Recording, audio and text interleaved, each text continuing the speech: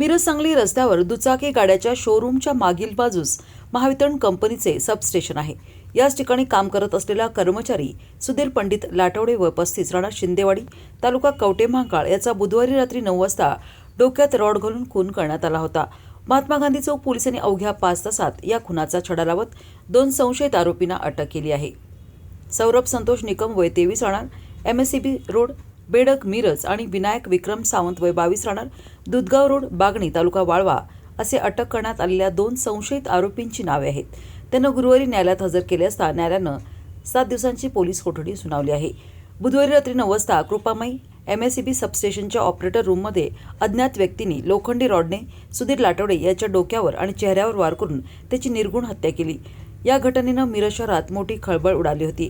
घटनेची माहिती मिळताच महात्मा गांधी चौक पोलिसांनी घटनास्थळी धाव घेत तपासाची चक्रे वेगानं फिरवली। तांत्रिक विश्लेषण, गोपनीय माहिती आणि घटनास्थळावरील पुराव्यांच्या आधारे संशयिताचा माग काढण्यात आला। तपासादरम्यान पोलिसांनी संशयितांचा थरारक पाठलाग करत पहाटे अवघ्या 5 तासाच्या आत दोन्ही आरोपींना ताब्यात घेतले। चौकशीत त्यांनी गुन्ह्याची कबुली दिल्याची माहिती पोलिसांनी दिली आहे। संशयित सौरभ निकम याचे वडील संतोष निकम हे त्याच MSCB सबस्टेशनमध्ये सुरक्षा रक्षक म्हणून कार्यरत आहेत।